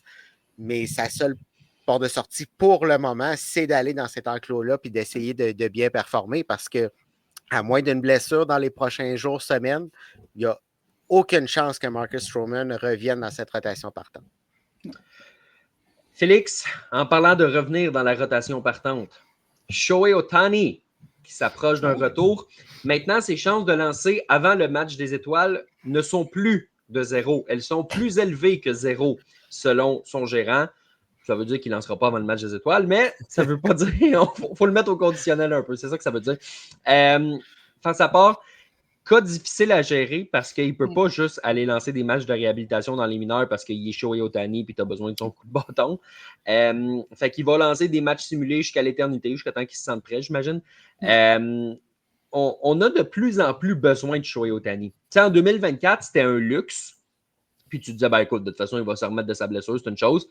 En 2025, ils ont eu 20 lanceurs différents sur la liste des blessés. On est le 11 juin. Il y en a 15 en ce moment. Ils ont une rotation de All-Stars sur la liste des blessés. Tu as besoin qu'Ohtani puisse te donner ne serait-ce que 3 manches à toutes les semaines. Tu n'as pas le choix de pousser un petit peu plus. On ne le pousserait pas trop, Félix, si jamais il n'était pas capable de le faire. Mais sa réhabilitation va bien. Puis écoute, à un moment donné, ça fait presque 24 mois qu'il a été opéré aussi. Là. Il est temps qu'il commence à bien se sentir pour lui-même. Là. Ça fait 2 ans qu'il a été opéré quasiment. C'était en septembre passé. Et là, visiblement, on s'approche d'un retour pour Shohei Ohtani. Tu sais, à chaque fois qu'il lançait pour les Angels, c'était couru. Imagine, ça va être quoi pour les Dodgers? Ah, ça va être quelque chose et tout. Puis c'est drôle parce que je me souviens avant le début de la saison, quand vous étiez venu faire un tour sur notre show, je parlais comme quoi je pensais peut-être que Shohei avait lancé sa dernière manche dans les majeurs. Puis là, pendant un petit bout, j'y croyais de plus en plus parce qu'au début de l'année, c'était pas positif. C'était on vise peut-être les séries et tout. Puis, tu sais, de moins en moins, il parlait comme un gars qui. Dave Roberts parlait de moins en moins comme quelqu'un qui pensait revoir Ohtani. Mais là, on a tellement de blessés. Puis, tu sais, je veux pas, ça va bientôt faire 2 ans qu'il a été opéré. Là. Ça fait longtemps. Puis, je pense que Ohtani, le partant, comme on le connaît avec l'Angel, je pense que ça va être terminé. Et je m'explique. Ouais. Je pense qu'on va utiliser Ohtani un peu comme un opener, plus qu'autre chose. Je pense que ça va être le genre de gars qu'on va utiliser peut-être 1 à 2 fois semaine, venir lancer 2-3 manches. C'est juste pour faire respirer un peu l'enclos qui, en ce moment, on a vraiment besoin. Tu l'as dit, les Dodgers ont des lanceurs de blessés. Bon, vous me direz que c'est le cas à chaque année parce que les Dodgers, la liste des partants sont tout le temps blessés là-bas, puis c'est pas faux. Mais en même temps, c'est ça que ça fait quand tu vas chercher Tyler Glasnow. Fait que tu sais, Shohei Ohtani, je pense que c'est plus le joueur qui va lancer des 7, 8, 9 manches. Non. Mais surtout avec la règle chez Ohtani maintenant, où est-ce qu'un lanceur sort, ça fait en sorte que tu n'es plus nécessairement obligé de le retirer en tant que frappeur. Les Dodgers n'ont pas avantage à le faire lancer autant de manches. Là, tu l'utilises 2-3 manches quand ton enclos a besoin de souffler. Puis après ça, tu envoies le reste de l'enclos, tu le gardes comme frappeur, comme il est depuis 1 an et demi maintenant. Là, la question, c'est est-ce que Ohtani va vouloir de ce rôle-là? Est-ce que Ohtani va vouloir d'un rôle où il lance plus comme un opener, comme un releveur, plus que comme un vrai partant? Peut-être qu'on sait que c'est une fierté pour lui. Peut-être que lui va vouloir lancer des 5, 6, 7 manches. Et peut-être qu'en série, tu vas être rendu au point où tu dis, ben, gars, peut-être qu'on pense que c'est un de nos meilleurs lanceurs, on veut qu'il nous donne plusieurs manches. Mais je pense que si on veut maximiser Ohtani, qui a atteint un autre niveau au bâton depuis qu'il ne lance plus, je pense que ce ne serait pas une mauvaise chose de limiter sa charge de travail, de donner des très petits départs, des courts départs, surtout en début. Là, son premier départ, s'il fait plus que 2 manches, je vais être étonné. Là. Laissons-le tranquillement revenir. Il n'y a pas de presse à ce niveau-là parce que c'est pas comme un autre partant, lui. S'il se blesse sérieusement, tu perds non seulement un lanceur, mais tu perds ton meilleur frappeur. Puis tu peux pas te permettre ça si t'es les Dodgers. Fait que, allons-y doucement, allons-y. Puis s'il y a la moindre douleur ou quoi que ce soit, on va être extrêmement prudent avec Ohtani. Son apport principal est au bâton. Je pense que ça, les Dodgers en sont conscients. Puis je serais pas surpris que les Dodgers aimeraient le garder seulement comme partant. C'est lui qui pousse pour revenir lancer. Je serais pas du tout surpris de ça. Mais écoute, tant mieux s'il se rapproche d'un retour. c'est toujours aussi excitant de le voir comme partant, comme lanceur et comme frappeur. Et c'est visiblement, la journée où on va revoir ça semble s'approcher de plus en plus. Quelle bonne sortie de Félix depuis 1 heure. Ça va bien pour toi, Félix. Ça faisait longtemps qu'on ne t'avait pas vu. Fait que moi, Sébastien, je propose de faire exactement comme les Braves avec Craig Kimbrell. On va le couper et on ne le reverra plus jamais. Très bonne comparaison, mais moi, je ne couperais pas Merci. Félix, par exemple. Ah non, OK. Non. C'est pas grave, je vais me retrouver de la job assez vite comme Kimbrell. Je vais signer un deal des mineurs avec une autre équipe, là, puis il n'y aura pas de problème. Voilà. Ouais, mais je veux pas que tu es dans le Camille, là. C'est vrai, ok, correct. Ouais. Mais pour revenir... Oui. Non, J'allais juste dire dire... que c'était notre segment Craig Kimbrell, mais visiblement, tu n'as pas fini. Fait que vas-y. Non, je voulais juste revenir sur les Dodgers. Ah, les Dodgers. Il y en a qui disent « Ah ouais, finalement, les Dodgers sont pas si bons que ça. Hein? » Mais moi, je pense qu'ils sont encore meilleurs que ce qu'on pensait. Parce qu'avec tous ces blessés-là dans l'alignement, dont Shohei Ohtani, qu'on vient de mentionner, là, de se maintenir à ce rythme-là depuis le début de l'année, là, je pense pas que, tu sais, on a rarement vu ça dans l'histoire du baseball majeur. Là. C'est incroyable ce que ce club-là peut accomplir. Il nous manque la moitié du club présentement, puis quand même, on est au sommet de la Ligue. Vraiment, là, si tout le monde revient en santé, ce que je doute, mais quand même, si tout le monde revient, est-ce que quelqu'un peut battre ce club-là dans une série 4-7? Puis surtout que les mais Dodgers, on pense en mode série. T'sais, au hockey, en ce moment, on a un bon comparatif. Les Panthers de la Floride, on n'a pas nécessairement connu une saison régulière dominante. Toute la fin de saison a vraiment été difficile, mais là-bas, les Dodgers se foutent complètement de la saison régulière. C'est juste un 162 matchs à passer avant la vraie saison qui commence. Puis l'important, c'est qu'ils se qualifient pour les séries, peu importe comment on le fait. Puis c'est juste ça qu'on a besoin. Puis je pense que c'est peut-être pour ça qu'on n'a pas le record. Ça parlait des 120, 125, 130 victoires. Les Dodgers ont juste besoin d'avoir assez de victoires pour rentrer en série. Puis avec la force de frappe qu'ils ont, ils aiment leur chance de battre n'importe qui en série. Qui ait l'avantage du terrain ou non, qui a besoin de passer par une série wildcard ou non, ils aiment leur chance contre n'importe qui. Et difficile de les blâmer quand tu regardes la profondeur de cette équipe-là.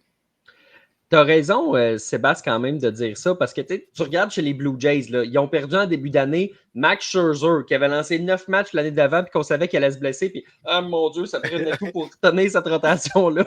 Chez les Dodgers, ils n'ont perdu 15. Ils mènent leur division.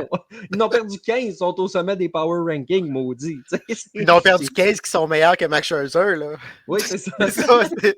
Puis Tanner Scott, ils ne l'ont pas perdu, mais ils pourraient aussi bien le perdre, puis ça ne changerait pas grand-chose. Ah oui. Fait que non, c'est un bon point, c'est assez impressionnant. Puis d'ailleurs, Félix, tu as du support parce que Benoît, il dit King Félix, on le garde. Ah, donc, merci Benoît, oui. merci, j'apprécie. Donc, Il y a quelqu'un, au conseils moins ça fait quelqu'un qui reconnaît mon travail, ça fait changement de touche. Hein. Voilà. Écoute, sous les bons conseils de Benoît, on va te rappeler. Merci. Hey Félix, je vais te la lancer la prochaine question si tu aimes ça parler tant que ça.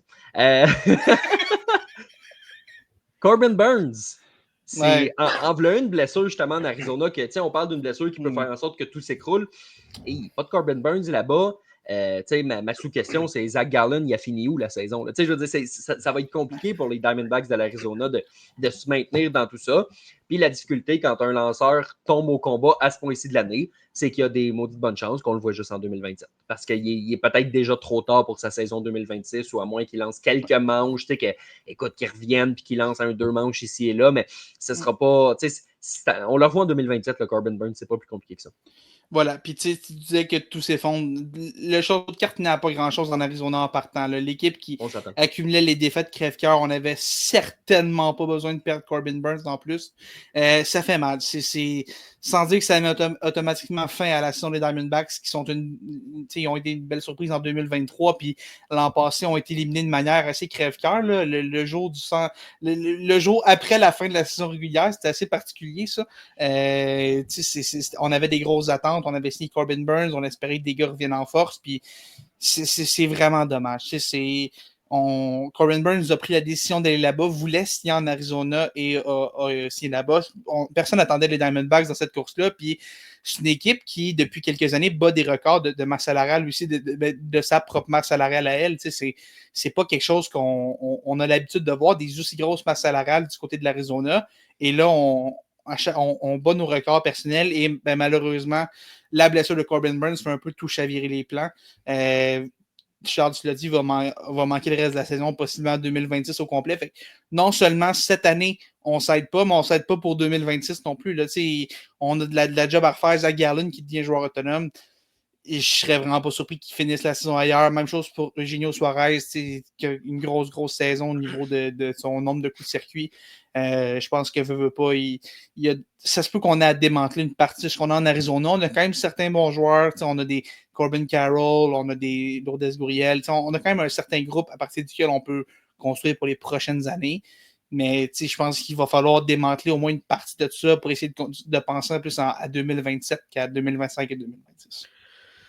Tu parles d'Eugène, là. Eugène Suarez à New York, là. Ah, ça serait... Coussin, là. Hein? Ça me ferait plaisir. Ça me rendrait heureux. Puis, si on peut tasser Jazz Chisholm du 3 pour le ramener au 2, s'il vous plaît. J'aime pas Jazz au 3. C'était cool l'année passée, il l'a fait pour dépanner. Puis, cette année, il le fait parce que les Yankees en ont besoin, surtout que Oswaldo Cabrera est blessé pour possiblement le reste de la saison. Eugenio Suarez, ça fit très bien. Ça ferait pas mal. Puis ça fitterait avec beaucoup d'équipes aussi. Il n'y a pas besoin d'un Eugenio Suarez, d'un troisième but qui frappe 40 circuits par année. Et n'importe quelle équipe aurait ça. Puis qui est bon défensivement aussi en plus. Là, mais joueur autonome en devenir, Suarez, je pense que ça va être un nom qui va faire l'envie de bien les équipes au cours des prochaines semaines. Mais là, on ne parle pas des autres équipes. Là, Charles a décidé qu'il nous quittait. Fait que là, on peut parler juste des Yankees pour le reste du temps. Mais là, je vais pousser ça encore un petit peu plus loin. Là. Ouais. Admettons un package, Zach Gallen, puis Eugène Suarez qui se retrouvent à New York. Ça, là, tu sais, ben, on était correct. Finalement, Charles, on n'était pas obligé de revenir. C'était pas nécessaire, mais pour te mettre en contexte, on était rendu à envoyer Zach Gallen puis Eugène Suarez à New York. Ah, fait que ça a dérapé. Exactement. Par 1 minute, puis ça dérape. Ouais, mais c'est clairement les Yankees aimeraient ça. Garland va être probablement le gros nom lanceur sur le marché, puis Suarez va être probablement l'un des gros frappeurs, sinon le gros frappeur. Ça va coûter cher. Ça arrivera pas. Non, c'est ça. En tout cas, si oui, Spencer Jones est mieux de pas trop s'habituer à New York. Non, c'est ça. Il y en a d'autres. Ouais, non, il y a peut-être des gars qui sont mieux de se préparer à aller ailleurs. Puis, tu sais, c'est drôle parce que les Yankees ont perdu Garrett Cole et tout, puis mais la rotation va tellement bien quand même en ce moment que je ne sais pas si ça vaut la peine de brûler une cartouche aussi importante pour aller chercher un gars comme Zach Gallen qui va coûter cher. Il n'a pas une grande saison, Zach Gallen, mais tu sais, un lanceur partant qui a un historique d'être bon, à la date limite, ça vaut toujours une fortune. Ouais. Surtout qu'il y a beaucoup plus d'acheteurs que de vendeurs. Si les Diamondbacks mettent Zach Gallen sur le marché, watch out, les prix vont être astronomiques.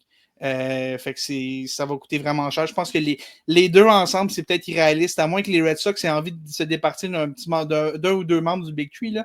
Ce que je ne vois pas arriver. Là. Surtout qu'on n'a certainement pas besoin d'Eugenio Suarez là-bas. On a déjà assez de problèmes à l'avant-champ de même, là, on n'en rajoutera pas plus. Là. Fait que non, mais je pense que ce serait plus 2 échanges séparés, mais c'est sûr qu'il y a une demande, surtout pour Suarez dans le Bronx. Parce qu'on sait que si les Red Sox ont clairement besoin de quelque chose, c'est d'un joueur de troisième but. Là, ben oui. Ils ont Rafael Devers, ils ont Alex Bregman, ils ont Marcelo Mayer, Abraham Toro peut aller jouer là. Fait que, surpayer pour aller chercher un Suarez, c'est définitivement leur. Ben oui. Non, mais pour eux, Zach Gallen, c'est intéressant, par exemple.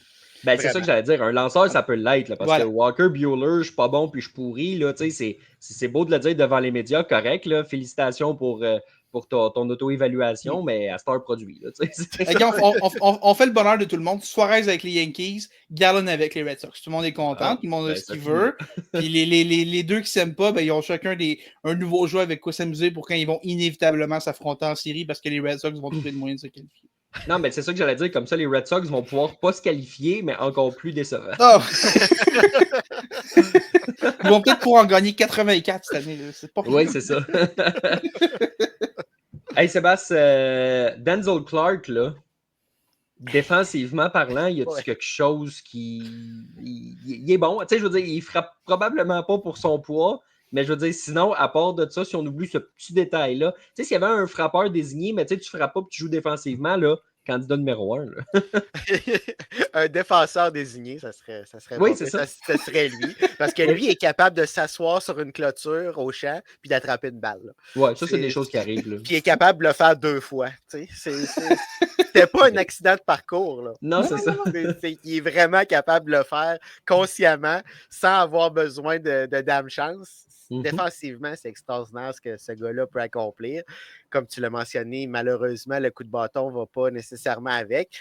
Souvent, ça arrive quand même avec ce genre de joueur-là. Là. C'est difficile d'avoir ce genre de joueur qui performe à ce niveau-là défensivement et au même niveau au bâton. Ça arrive très rarement, mais au moins du côté défensif de la balle, on ne peut pas rien lui demander de plus parce que c'est tout simplement extraordinaire, spectaculaire ce qu'il peut accomplir sur un terrain de baseball. C'est assez spectaculaire de voir que quand on pense aux bons voltigeurs défensifs des majeurs, Dalton Varshaw est un, mais la référence, c'est Petro Armstrong. Et selon certains métriques défensifs, OK, depuis le début de la saison, Denzel Clark a des chiffres qui s'approchent de Petro Armstrong.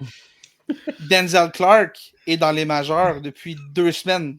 Oui. Petro Armstrong joue depuis le début de l'année. Et Oui. c'est extrêmement proche entre les deux. Fait que ça démontre à quel point Denzel Clark, c'est... Quand c'est un espoir, tout ce qu'on parlait de lui, c'est « Wow, il est vraiment bon défensivement, il est vraiment bon défensivement. » On l'a sous-estimé quand même. On parlait juste de ça, puis on l'a quand même sous-estimé. Fait que ça démontre à quel point c'est un jeune joueur assez spécial niveau défensif. Puis si jamais, un peu comme Petro Armstrong, il est capable de trouver une petite éclosion offensive, mon Dieu que ça ferait un beau morceau pour les A's autour duquel bâtir. On en a déjà quelques-uns. Hein. On a déjà Lawrence Butler qui est un bon jeune morceau. Jacob Wilson qui a une saison de recrue incroyable. Si on peut trouver un autre morceau sur lequel on peut bâtir, ça va faire en sorte qu'on a soudainement un très très bon noyau pour des A's qui, mon Dieu, c'est pas facile cette année. Je les voyais comme une équipe qui allait peut-être s'approcher des séries, puis ils ont juste oublié comment gagner des matchs depuis un mois. Fait que ça va être un petit peu difficile pour eux de rentrer en série. Il y a Matt ici qui nous dit que Kevin Pillar lui fait penser à Denzel Clark. Ouais. Denzel Clark, qui est canadien, qui a grandi à Toronto. Toronto, qui a eu des Kevin Pillar, là, qui a Dalton Varshaw, qui a eu Jackie Bradley Jr., qui a eu Kevin Kiermaier. On dirait que je me mouille pas en disant qu'un jour, Denzel Clark va porter l'uniforme des Blue Jays de Toronto. Ça sera peut-être en fin de carrière, je ne le sais pas, mais un jour, ce gars-là va jouer à Toronto. Pourquoi pas? Voilà. En plus, c'est exactement ce que les Blue Jays ont besoin. Là, moins d'offensive puis plus de défense. Donc, ça va être la seule transaction à la date limite. Ça va être ça. C'est ça. Après, il est un peu, mon homme. Sébastien, on va y aller sur ce avec la période de questions.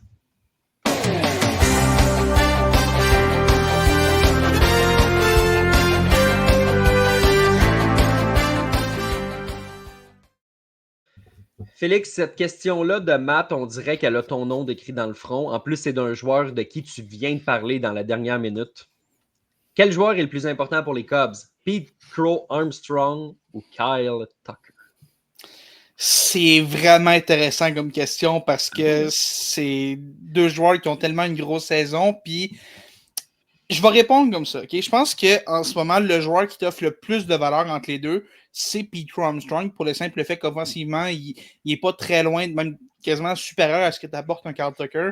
En plus d'être possiblement le meilleur voltigeur de centre des majeurs. Bon, là, Denzel Clark qui est en train de tout chambouler, il est en train de tout défaire mon point, là, mais pour les biens de la cause, ignorons Denzel Clark. Petro Armstrong est là, il est avec n'importe qui défensivement. Par contre, Petro Armstrong n'aurait jamais eu cette saison-là sans un Kyle Tucker qui enlevait de la pression dans l'alignement. Kyle Tucker a amené à Chicago un peu cette aura de vedette-là de joueur de concession qui est là pour un an, mais le genre de joueur, quand tu regardes l'alignement, c'est Kyle Tucker qui te fait peur. C'est lui qui a le gros nom, c'est lui qui a la réputation. Fait que soudainement, pour un Petro Armstrong, et ça s'applique aussi à un Seiya Suzuki qui a une saison un peu similaire aux 2 autres, soudainement, tu as moins de pression. Tu as moins cette pression-là d'être tout le temps le catalyseur, d'être le gars qui va faire rouler l'attaque, et ça devient beaucoup plus facile de frapper quand tu n'as plus ce poids-là sur les épaules. Kyle Tucker qui répond bien à cette pression-là, c'est la première année qu'il l'a vraiment sans des Altuve, des Bregman autour de lui.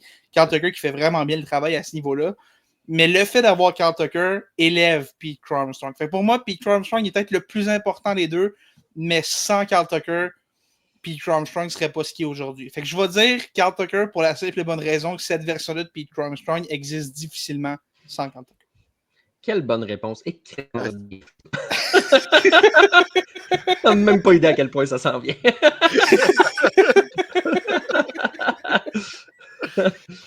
Sébastien, je te lance une question de Matt, encore une fois.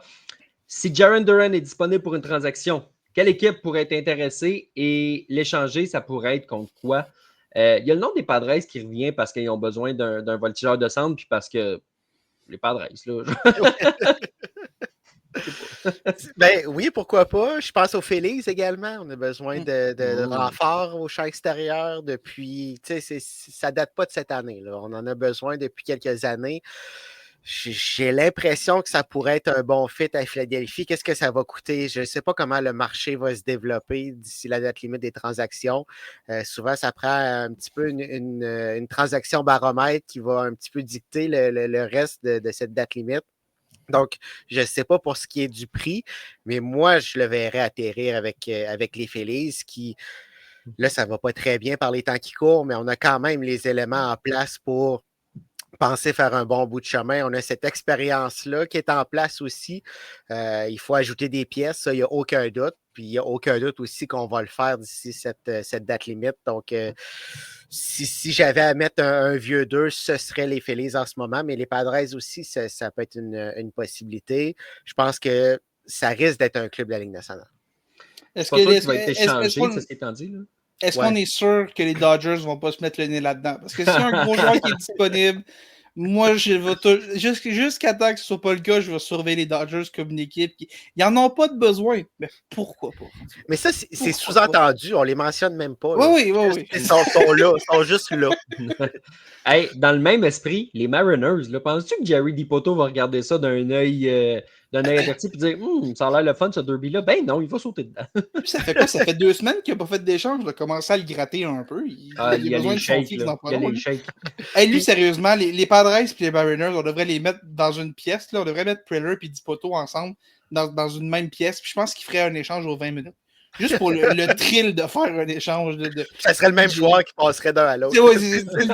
Mais non, ça, c'est plat. Eux autres, ils changent leur club au complet. Là. Le premier but contre l'autre premier but, puis ça part aux 20 minutes qu'il y a un échange qui se fait. Mais je me trompe-tu ou c'est Preller à San Diego et Dipoto, justement, qui était comme coloc à l'université? Je pense que je me mélange peut-être avec... écoute, je me mélange peut-être avec Chris Young au Texas, mais je suis sûr que ça concerne Preller. Mais je pense qu'il a déjà été coloc avec un des autres présidents ou DG. Si c'est les Mariners, ce serait assez ironique. Là. Je pense que d'après moi, ils ont eu un cours un lundi matin de ces Trading 101. Puis... ça s'est changé des Joe Louis contre des légumes. Là, puis c'est ça. Depuis ce temps-là, le rush est resté. Là. Contre un petit gâteau à être nommé plus tard. Là. Mais les Mariners, là, c'est leur seule façon de monter un club. C'est par le marché des transactions. Là. Il n'y a personne... Du côté des frappeurs, il n'y a personne qui va aller signer comme joueur autonome à Seattle. Non. Donc, leur seule avenue possible, c'est le marché des transactions. Si on a la possibilité d'aller mettre la main sur un Jaren Duran, on n'est pas sûr que ça va arriver, mais si jamais c'était le cas, tu dois saisir cette occasion-là. Absolument. Félix, je te lance la question de Sébastien ici. Salut les gars, bravo pour votre podcast. Merci beaucoup. J'aimerais vous entendre sur la performance cette saison de Dylan Cease. On parlait justement des Padres tantôt. C'est vrai qu'en début de saison, on le voyait comme un potentiel Cy Young. Dis-moi si je me trompe, Félix, il est éligible à l'autonomie dans quelques mois aussi. Comment tu vois cette saison-là de Dylan Cease? Un peu décevante. Je pense qu'on espérait que ce soit ce gros nom-là. Lui et Michael King, on espérait que ce soit le gros sommet de la rotation qui allait nous amener loin à San Diego. Puis à date, c'est pas ce qu'on voit malheureusement. C'est dommage, mais peut-être en train de se coûter quelques millions par année avec une saison un petit peu plus difficile. Veux pas le mythe de la grosse saison, la dernière saison avant l'autonomie qui dit beaucoup ta valeur. C'est pas un mythe, c'est une réalité. Puis peut-être en train de se coûter de l'argent malheureusement. Puis c'est dommage parce que au sommet de sa forme, ce gars-là est un des meilleurs lanceurs des majeurs.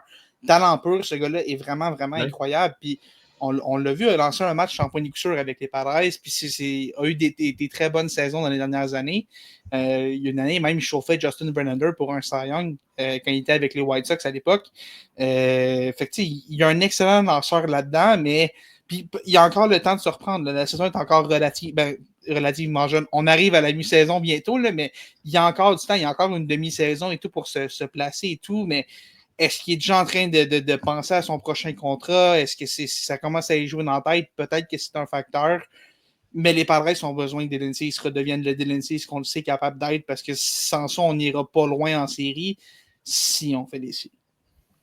Et est-ce que les rumeurs de transactions commencent à le rattraper? Ça fait un an qu'il est supposé être parti de San Diego, puis il est encore là. Tu sais, il veut pas, ça reste un humain. Là. Je pense qu'à un moment ou à un autre, ça va t'affecter. Est-ce que ça en fait partie? Je ne dis pas que c'est seulement ça qui fait que ses performances sont en deçà des attentes, mais je pense que ça peut faire partie de l'explication qui fait qu'en ce moment, c'est pas le Dylan Cease qu'on a connu. Mais ça, c'est un bon point. Ça fait un an, c'était même avant ça, je sais, quand il était avec les White Sox, j'ai géré avec ça longtemps, puis ça fait longtemps dans sa vie, là, ça fait des années que c'est tout le temps, il va être échangé bientôt, puis c'est tout le temps un nom populaire sur le marché. Fait que à un moment donné, ça te rattrape, ça s'accumule, ça te rattrape, puis c'est lourd là, tout le temps à gérer ça. Parle-moi d'un gars qui ne signera pas un petit contrat à court terme. Là. Lui, il va prendre moins d'argent pour dire non, moi, je veux un contrat de 6 ans, je veux une clause de non-échange, puis je veux que dans ma clause, que si tu m'échanges, j'ai le droit de venir te péter à la gueule parce que ça ne me tente pas de déménager. Là. Ça va être ça. Là. Lui, il est tanné. Là. Je veux rester quelque part puis gagner là-bas. Là. C'est tout. Ah oui, ça va être une clause de non-échange avec droit de regard, puis le droit de regard, ça va être avec un club, puis le club qui va être présentement. Il n'y aura aucune porte de sortie pour le club qui va le signer. Ce qui est l'inverse de Matt Holliday qui avait pris une clause de non-échange pour un club, les Aces. Il avait haï ça jouer là-bas. Il demandait toujours des clauses de non-échange pour un club. Échange-moi où tu veux, je m'en fous. Renvoie-moi pas au club. Malade.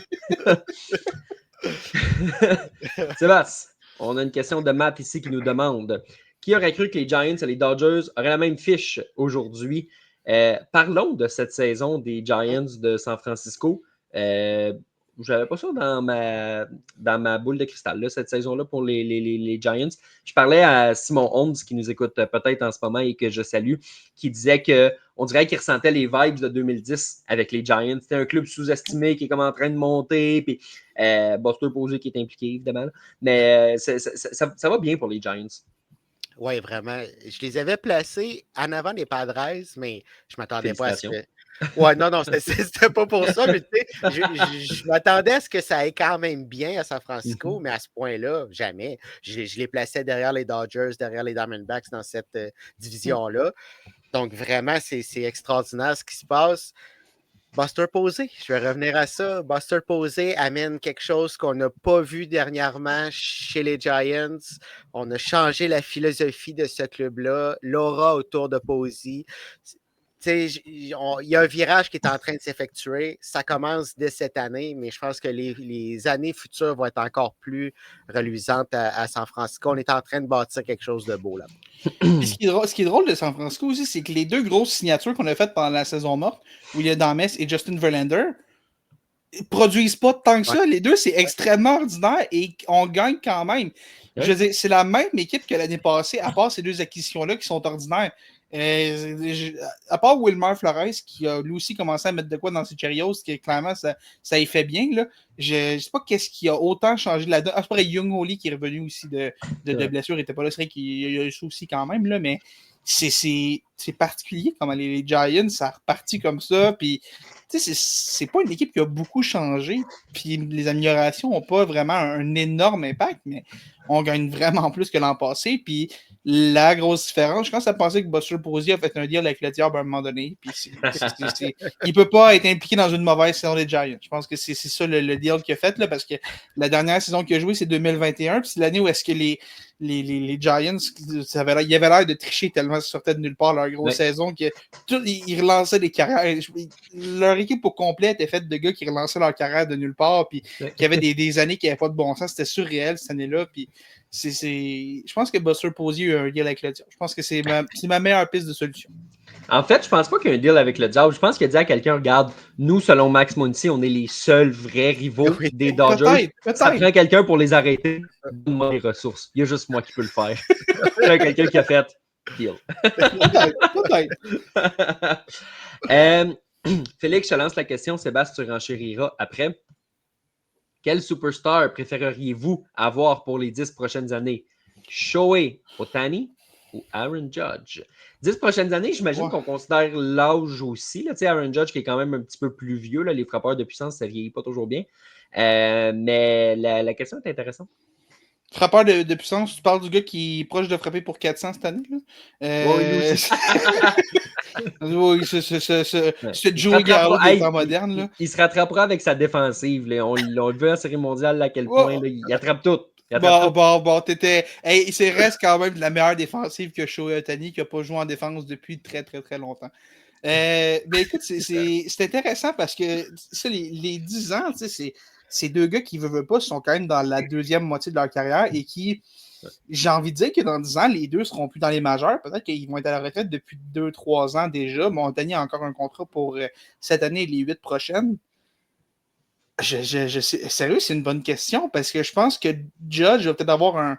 Non, je pense que je vais dire Ohtani. Je pense que Judge, s'il veut pas, et le fait qu'il soit plus grand, plus lourd, est quelque chose qui éventuellement risque de plus le rattraper. Ohtani qui. Je pense qu'Ohtani va avoir va mieux vieillir. Puis je pense que éventuellement, il va avoir un déclin aussi. C'est extrêmement basé sur sa puissance et sa vitesse, son jeu. Puis c'est des choses qui déclinent avec l'âge, évidemment. Mais je pense que t'es pas mal pris. Je pense que les deux vont te donner d'excellentes saisons encore. Mais je vais dire Ohtani, je pense. Je vais dire Ohtani. J'aime la logique que tu as utilisée de dire je pense que Shohei Ohtani va mieux vieillir que Judge. Je pense que c'est ça, moi aussi, ma réponse. Sébastien? Même chose. Je pense qu'on n'a pas le choix. Puis ça me fait mal de dire ça. Là. Judge, Ben oui. ça y enlève absolument rien, mais je pense que le 10 ans dans la question fait pencher la balance. C'est vraiment là que ça se joue. On va voir chez Ohtani plus longtemps en santé, probablement qu'Aaron Judge, et capable de performer à la hauteur de son talent plus longtemps. Puis il ne faut pas négliger le fait que chez Ohtani lance. Des fois, on a tendance à l'oublier, là, mais quand il est en santé, ça reste un bémol, mais quand il est en santé, on n'a pas le choix vraiment de pencher du côté d'Ohtani. Mais je pense que si tu me quand dis... tu dis d'un gars qui est blessé depuis 2 ans comme lanceur, il va rester plus en santé. Oui, mais... Non, mais c'est ça, c'est la preuve, c'est une bébite. Ouais, il est blessé ça. depuis 2 ans, il va rester plus en santé, puis tout le monde est comme ouais. Puis, ouais. Quand il lance pas, il fait des saisons de 50-50. Exactement. Ça se peut juste pas. Là. C'est comme Mais le bout que j'avais peut-être caché dans ma réponse. si tu me dis pour 5 ans, peut-être que là, ma réponse change. Mais tu sais, le 10 ans, c'est ça. Je pense que Judge a peut-être encore 5, peut-être 6 bonnes années, mais veut pas, il va avoir 37-38 ans dans 5-6 ans. Là. Fait que il va prendre de l'âge. Puis, à part quand tu t'appelles David Ortiz et que tu as une dernière saison historique pour aucune raison, c'est rare. Des frappeurs de puissance qui à 37-38 ans sont encore aussi solides. Je pense qu'inévitablement, je pense que si déjà je réussis à avoir une meilleure saison que ce qu'il y a en ce moment, un jour, je vais être extrêmement surpris. Là, je pense que ça va être sa meilleure saison en carrière en ce moment. Là. Mais puis c'est quand même un gars qui a une saison de 62 circuits puis une autre de 59 en carrière. Mais je pense que cette année, ça va être sa meilleure. J'ai l'impression qu'il a beau s'améliorer avec les années, ça ne peut pas durer. Puis il est arrivé plus tard, il y a peut-être moins d'usure que d'autres joueurs. Ça peut pencher dans la balance, mais c'est un gars qui est énorme. Là. C'est 7, 280 livres et tout. Là, veut pas, à un moment donné, ça va le rattraper. Puis les grands joueurs, les joueurs qui sont plus lourds comme ça, éventuellement, c'est sûr que ça finit par décliner malheureusement. Il y a mon père ici qui nous ramène Eli de la Cruz, son préféré, dans la conversation. Comment il va cette année? Il me semble qu'on n'entend presque pas parler de lui. Puis c'est vrai que c'est intéressant parce que c'est vrai qu'on parle très, très peu d'Eli de la Cruz. Je suis allé sortir, Sébastien, ses chiffres sur Baseball Reference. Il y a un WAR d'1.8 à ce point-ci de la saison, ce qui est très bon. Il y a 12 circuits, il y a une moyenne de 2,57. Il a 43 points produits. Il y a 20 buts volés. Il y a un OPS plus au-dessus de la moyenne à 113. Pas une vilaine saison là, de la part d'Eli de la Cruz, mais c'est vrai que cette année, on n'en parle pas. Quand il vole un but, c'est plus un événement cette année. Pourquoi, selon toi? Ben, peut-être qu'on a perdu un petit peu l'effet wow qu'on avait quand il est arrivé, puis que, tu sais, il volait 2 buts par présence, là. Ouais. Il se rendait au premier coussin, deuxième, troisième, dans le temps de le dire. On a Marbre, peut-être quasiment, perdu des fois, même. Oui, et marbre parfois. Ça, il le fait un peu moins. C'est ça l'affaire, c'est qu'il vole plus le marbre. Oui, c'est ça. Hey, c'est décevant. Hein, il vole plus le marbre. Tu sais, Il est plate, il Ouais, est plate. ouais, finalement, c'est un joueur vraiment. Il est beige. Il est vraiment Ouais, beige. ouais, je l'ai toujours dit, tellement beige, Ouais. De la Tu Cruz. sais, quand tu cherches un joueur beige dans le baseball majeur, tout de suite, c'est son nom qui vient. Ben Ouais, oui, c'est ça. ben oui, ben Lui oui. puis DJ LeMahieu, là, tu sais. Oui, oui, c'est même combat. Même combat. C'est pareil. Non, Mais je mais pense que. non, j'allais juste dire que j'ai l'impression qu'il s'améliore au bâton, a des meilleures présences au bâton. Je pense que c'est un meilleur frappeur. A peut-être laissé un petit peu de côté sa vitesse sur les sentiers. On ne peut pas tout avoir chez un joueur. Là. Par les années passées, c'était vraiment un joueur qui volait des buts. Là, je pense que c'est un joueur qui est un peu plus complet. Puis en même temps, quand on a un joueur qui est complet, mais qui vraiment, dans une facette du jeu, ne se démarque pas nécessairement. Puis là, je ne dis pas que Eli de la Cruz ne se démarque pas dans une facette ou une autre, mais en devenant plus complet, c'est peut-être un petit peu moins spectaculaire, ce qui fait qu'on en parle moins. Mais je pense qu'Eli de la Cruz est un meilleur joueur que l'an dernier. Puis il faut donner du crédit aussi à Terry Francona dans cette progression-là. Puis on n'a pas fini de voir cette progression d'Eli de la Cruz dans les prochaines années. Puis je suis un peu d'accord avec toi, Sébastien, dans le sens où je pense qu'il est plus complet, mais aussi que, tu sais, avant, ce qui marquait vraiment l'imaginaire avec De La Cruz, c'est qu'il y avait des jeux extrêmement spectaculaires, avec ça vole la vedette, mais il y a moins de ces jeux spectaculaires-là, mais il y a moins des jeux épouvantables dont on ne parlait pas parce que c'est beaucoup moins le fun de parler de ça. Je pense que c'est plus un joueur qui. Avant, c'était des hauts, des bas, des hauts, des bas. Puis là, je pense que c'est juste plus constant. Puis c'est constamment très solide, mais c'est que maintenant, c'est plus constant comme ça. Puis on est moins dans des très, très hauts, des très, très bas. Ça fait en sorte qu'il y a moins de gros faits saillants. Peut-être que les responsables du marketing de la MLB aiment un petit peu moins ça, mais pour les Reds, d'avoir un gars qui n'est pas un trou noir pendant 3 semaines puis qui va faire un gros jeu défensif après, ben, probablement qu'on aime beaucoup mieux ça, d'avoir un gars qui peut contribuer 162 matchs au lieu de contribuer 25 puis avoir des grosses passes à vide pendant comme un 20 matchs après. Puis je pense que on a juste plus trouvé le juste milieu avec lui. C'est moins excitant, mais c'est un meilleur joueur que ça donne au final. À ce niveau-là, justement, on a inspiré une question à Matt qui nous revient avec son concept des 10 prochaines années. Félix, rapide pour rapide, Eli ou Corbin Carroll? Je pense qu'Early est plus rapide, mais si tu me demandes qui va voler le plus de buts pour les 10 prochaines années, je vais dire Corbin Carroll parce que ce gars-là n'a pas la charpente de la Cruz qui est à 6 pieds 5, là, ça court vite. C'est des grandes jambes, ça court vite, mais Corbin Carroll a une vitesse de pointe qui est complètement folle. Ce gars-là, quand il est arrivé dans les majeurs, là, ça frappait l'imaginaire de voir à quel point il peut faire du marbre au 3e but en comme 12 secondes. Ça se faisait vite, là, ça niaisait pas son affaire, puis il court tellement vite, puis je pense que De La Cruz est peut-être un meilleur gars pour voler des buts. Je pense qu'il y a plus de talent au niveau de vol de but, mais je pense que purement vitesse, je vais aller avec Corbin Carroll parce que sa vitesse est meilleure. Tu sais, voler des buts, c'est pas juste une histoire de vitesse. C'est pas les joueurs les plus rapides. Ça prend une technique et tout.